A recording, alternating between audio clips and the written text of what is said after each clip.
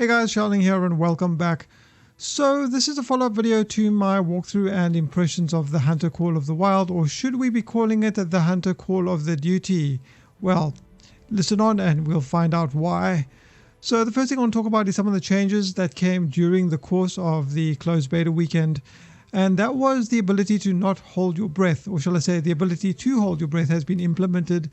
So you have it from the get-go. Initially, you couldn't actually hold your breath until you put a perk in one of the perk trees. But now you can hold your breath from the get-go.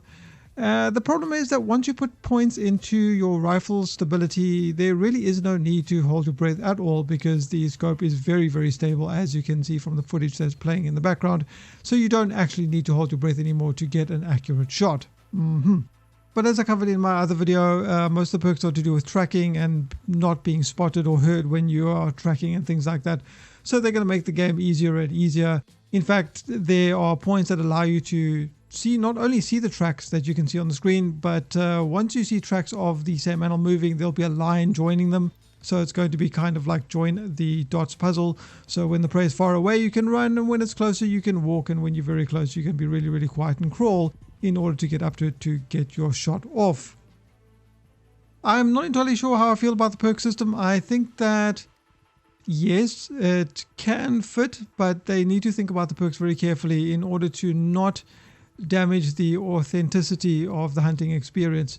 I think that if too much focus is put onto the perks and the perks make you too undetectable or too OP with your gun, it's going to turn this game into a very arcade-like experience and a very casual experience, which perhaps will alienate some of the more hardcore players of games like this. Because let's be honest, most people are going to play hunting games because they want a hardcore hunting experience, not because they want an arcade hunting shooter game. Okay, moving on to the UI. The first thing I want to say is that heading to the store in the game, the UI is atrocious, it's appalling, it's awful. But getting back to the store, when you're buying options, it's not very clear. You have to move stuff from the store into your backpack. And there are no dividing lines showing you this is your backpack, this is the store. It's just text everywhere.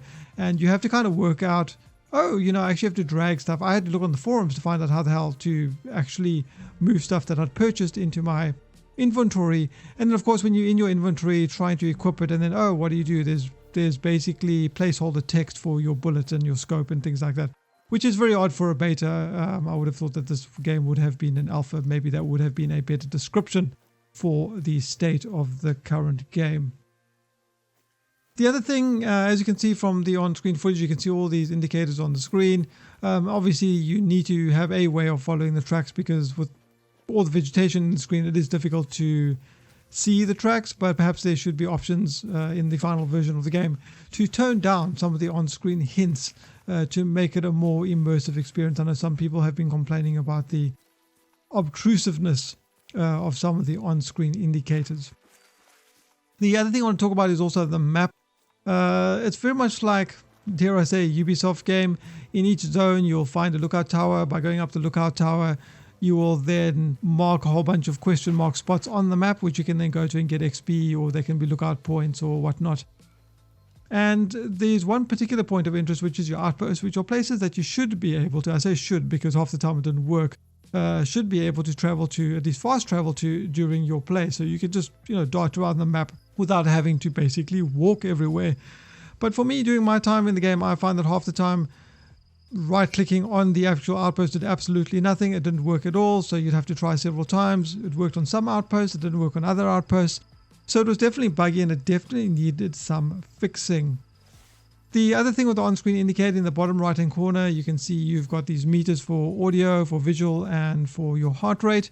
The game never explains what these are, and you can see in the audio indicator there's a red bar as well as a white section on the bar. The game doesn't ever talk about any of these kinds of things, so you have no idea. You can just basically speculate. And yes, okay, so it's sound, but what does the red bar mean? And why is there a white part to the red bar? Who knows? Then of course you've got your heart rate indicator, and of course it doesn't explain what effect does your heart rate have. Is it faster? Does it mean your aiming is more difficult? What does it mean? The game doesn't cover any of these things either. So overall, I would say that the UI needs a lot of work. It seems more like a placeholder than a complete UI. And if it is complete, it's very badly designed. And yes, it needs to be fixed if they want people to have a more pleasant experience when playing this game.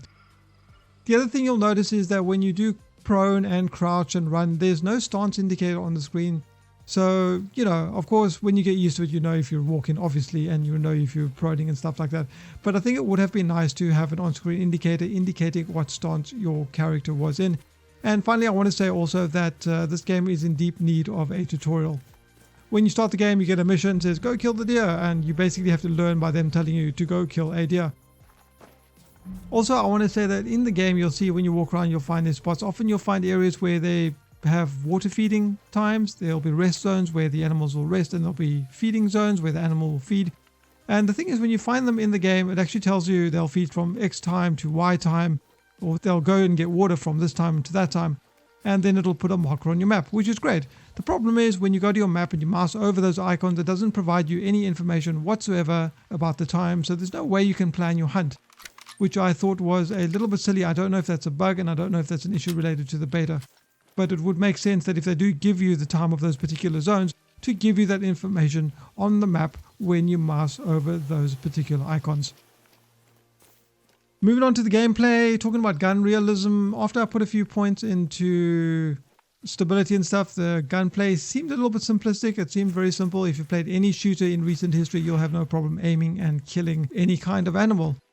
So the other thing I want to say also is there are no trophy histories, as far as I could tell, in this particular beta. So you don't get a history of your hunts, your statistics, what your last kills were, or anything like that. You can't take trophy pictures with your kills, which seems a little bit odd for a hunting game.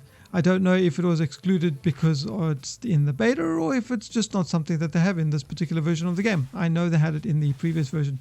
So that's a little bit odd indeed. Also, the hunter mate, which is the cell phone looking thing you see on the bottom left of the screen, is basically absolutely useless. It doesn't provide enough information if it's being used as a map, and the information it provides with regard to your tracking can be seen on the on-screen information. So honestly, it needs to be made more useful, because as it stands at the moment, I don't see a point of it existing. But outside of that, there are a lot of concerns on the forums that the game is becoming a little bit too arcadey and veering away from its simulation roots. So I think the developers really need to consider what route they want to take with this particular game. Personally, for me, I wanted a hardcore hunting experience in this game. If I wanted an arcade animal shooter, there are plenty of other games I can find to do that. I don't need this game to be that as well.